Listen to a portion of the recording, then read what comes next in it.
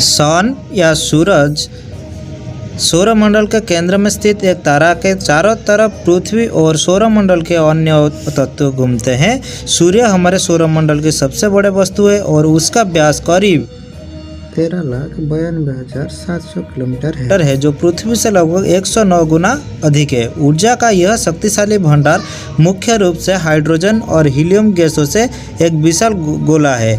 परमाणु विलय की प्रक्रिया द्वारा सूर्य अपने केंद्र में ऊर्जा पैदा करती है। सूर्य से निकलने वाली ऊर्जा का छोटा सा हिस्सा पृथ्वी पर पहुंचता है, जिसमें 15% अंतरिक्ष में परिवर्तित हो जाता है, 30% पानी को भाप बनाने में काम आता है और बहुत सी ऊर्जा पौधे समुद्र सोख लेते हैं। इसका मजबूत गुरुत्वाकर्षण शक्ति विभिन्न कक्षाओं को घूमते हुए पृथ्वी और अन्य ग्रहों के इसके तरफ खींचते रहता है। सूर्य हमारे लिए बहुत महत्वपूर्ण है। वह हमें रोशनी और गर्मी देता है, जिससे यह धरती रहने के लिए एक सुखद और रोशन जगह बनती है। सूरज के बिना धरती बिल्कुल ठंडी और अंधेरी होती। यहाँ कोई पशु पक्षी और पेड़ पौधे नहीं होते, क्योंकि पेड़ पौधों को अपना भोजन बनाने के लिए सूरज की रोशनी की ज़रूरत होती है। क्योंकि जानवर पौधे खाते हैं या दूसरे जानवर खाते हैं जो कि पौधे खाते हैं। मतलब यह कि सूरज के बिना पौधे जिंदा नहीं रह सकते और पौधों के बिना जानवर नहीं रह सकते। सूरज धरती और दूसरे ग्रहों से बहुत अलग है। यह एक सितारा है, ठीक दूसरे सितारों की तरह, लेकिन उन सब से बहुत करीब। सूर्य सौरमंडल में सबसे बड़ा पिंड है। सूर्य सौरमंडल के केंद्र में स्थित एक तारा है, जिसके चारों तरफ पृथ्वी और सौरमंडल के अन्य तत्व घूमते हैं। सूर्य एक विशाल आणविक बादल के हिस्से के ढहने से करीब 4.57 अरब वर्ष पूर्व गठित हुआ है, जो अधिकांशतः हाइड्रोजन और हीलियम का बना है। शायद इन्हीं ने कई अन्य तारों को बनाया। वह स्थान जहां पर सूर्य बना के नज़दीक एक या एक से ज़्यादा सुपरनोवा अवश्य पाए जाने चाहिए। किसी नज़दीक सुपरनोवा से निकलने आधा तरंग ने आणविक बादल के भीतर की गैसों की संपीड़ित कर सूर्य के निर्माण को शुरू किया होगा। कुछ क्षेत्र अपने स्वयं गुरुत्वाकर्षण के अधीन ढहने से बने होंगे। जैसे ही बादल का कोई टुकड़ा ढहा, कोणीय गति के संरक्षण के कारण यह भी घूमना शुरू हुआ और बढ़ते दबाव के साथ गर्म होने लगा। बहुत बड़ी द्रव्य राशि केंद्र में केंद्रित हुई, जबकि शेष बाहर की ओर चपटकर एक डिस्क में तब्दील हुई, जिनसे ग्रह और अन्य सौरमंडल निकाय बने। बादल के कोर के भीतर के गुरुत्व दाब अनेक अत्यधिक ऊष्मा उत्पन्न की, वैसे ही डिस्क के आसपास और अधिक गैस जुड़ती गई। अंततः नाभिकीय संलयन को सक्रिय किया। इस प्रकार सूर्य का जन्म हुआ। इसे आसान भाषा में समझे तो अरबों साल पहले अंतरिक्ष में धूल और गैसों के बादल इकट्ठे हुए। किसी बल के कारण यह बादल एक दूसरे से जुड़ने लगे और सिकुड़ने लगे, जिससे यह ठोस होते गए। इनमें गुरुत्वाकर्षण बल पैदा हुआ और हाइड्रोजन और हीलियम जैसे गैसों की क्रियाओं से ऊर्जा उत्पन्न होने लगी। इसी से जन्म हुआ सूर्य का। किलो है। सौरमंडल के द्रव्यमान का कुल 99.8% द्रव्यमान सूर्य का है। बाकी बचे में अधिकतर में बृहस्पति का द्रव्यमान है। सूर्य का व्यास करीब 13,92,700 मीटर या 8,65,000 मील है, जो पृथ्वी के व्यास का लगभग 110 गुना है। सूर्य पृथ्वी से 13 लाख गुना बड़ा है और पृथ्वी को सूर्य ताप का 2 अरबवां भाग मिलता है।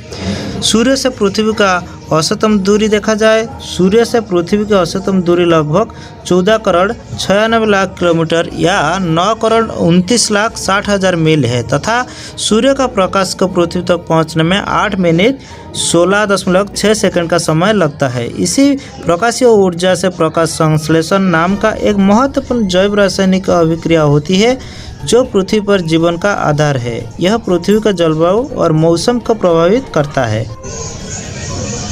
दोस्तों इसके बाद मन में प्रश्न आता है, आकाशगंगा में सूर्य की स्थिति कहाँ पर है।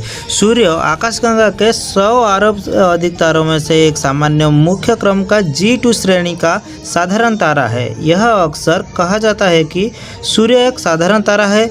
यह इसी तरह से सच है कि सूर्य के जैसे लाखों तारे हैं, लेकिन सूर्य से बड़े तारों की तुलना में छोटे तारे ज़्यादा हैं। सूर्य के द्रव्यमान में शीर्ष 10% तारे में है। आकाशगंगा में सितारों का औसतम द्रव्यमान सूर्य के द्रव्यमान के आधे से भी कम है। जिस प्रकार पृथ्वी और अन्य ग्रह सूरज की परिक्रमा करते हैं, उसी प्रकार सूरज भी आकाशगंगा के केंद्र की परिक्रमा करता है। सूर्य सौरमंडल का प्रधान है। यह हमारी मंदाकिनी दुग्ध मखेला व आकाशगंगा का केंद्र से लगभग 30,000 प्रकाश वर्ष दूरी पर एक कोने में स्थित है। सूर्य दुग्ध मखेला मंदाकिनी के केंद्र के चारों ओर 251 किलोमीटर प्रति सेकंड की गति से परिक्रमा कर रहा है। इसका परिक्रमण काल 22 से 25 करोड़ वर्ष है, जिसे ब्रह्मांड वर्ष या नीहारिका वर्ष कहते हैं। सूर्य का बनावट की देखा जाए तो सूर्य मुख्य रूप से हाइड्रोजन और हीलियम गैसों का एक विशाल गोला है। सूर्य की सतह का निर्माण हाइड्रोजन, हीलियम, लोहा, निकल, oxygen, silicon, sulphur, magnesium, carbon, neon, calcium, chromium तत्वों का हुआ है। वर्तमान में सूर्य का द्रव्यमान का 71% हाइड्रोजन, 26.5% हीलियम और 2.5% अन्य धातु तत्व है। यह अनुपात धीमे धीमे बढ़ता है क्योंकि सूर्य का हाइड्रोजन को जलाकर हीलियम बनता है। सूर्य की शक्ति नाभिकीय संकलन द्वारा निर्मित है। हर सेकेंड 7 करोड़ टन की हाइड्रोजन 695 लाख टन में परिवर्तित हो जाता है।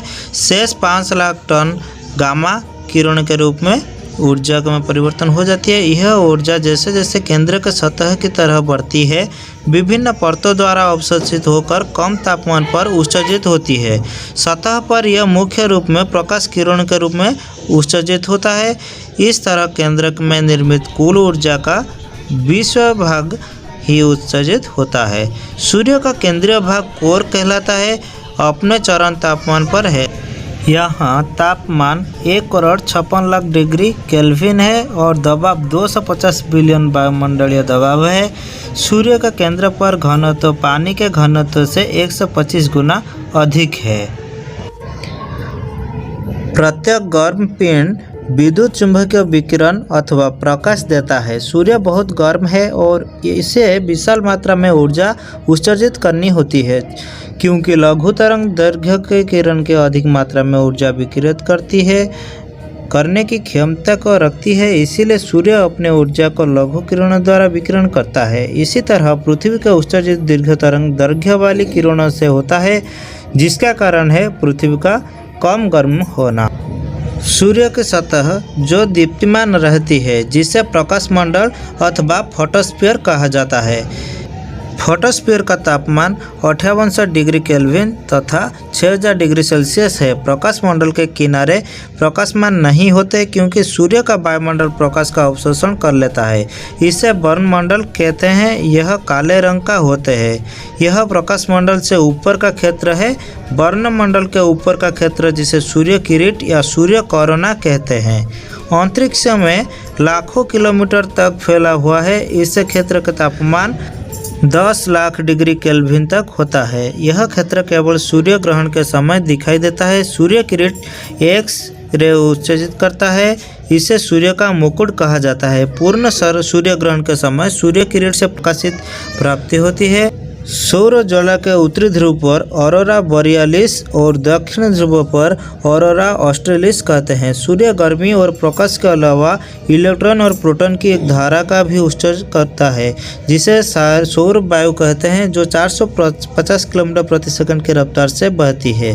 सौर वायु और सौर ज्वाला के द्वारा अधिक ऊर्जा के कणों का प्रभाव होता है, जिससे पृथ्वी पर बिजली की लाइनों का अलावा संचार उपग्रह और संचार माध्यमों पर प्रभाव पड़ता है।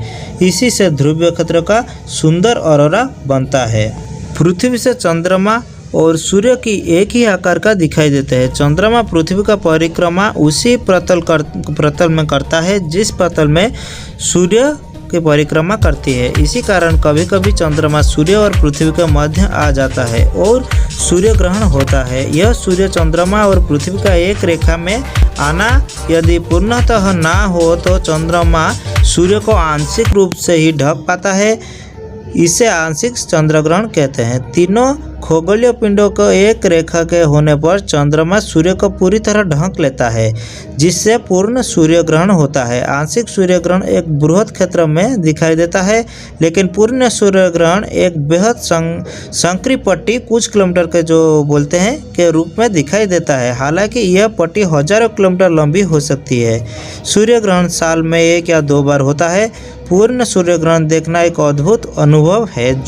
जब हम चंद्र के छाया में खड़ा होते हैं, सूर्य किरणें देख सकते हैं। पक्षी इसे रात का समय सोचकर सोने की तैयारी करते हैं। सभी ग्रह सूर्य के चारों ओर चक्कर लगाते हैं, जो कि हम सोलर सिस्टम में देख सकते हैं। हमारे सौर मंडल के सभी ग्रह सूर्य के चारों चक्कर लगाते हैं। इसका कारण है सूर्य का गुरुत्वाकर्षण बल। लगभग सभी ग्रह पर अपना अपना गुरुत्वाकर्षण बल है, पर सूर्य का सबसे ज़्यादा है। इससे सारे ग्रह सूर्य से सही दूरी पर है। यह ना तो सूर्य के पास आ सकते हैं और ना ही सूर्य से दूर जा सकते हैं। सभी अपनी अपनी कक्षा में बिना एक दूसरे से टकराए घूमते रहते हैं। अगर यह गुरुत्वाकर्षण बल नहीं हो तो हमारा सारे ग्रह सूर्य के दूर होकर अंतरिक्ष में इधर उधर भटक जाएंगे।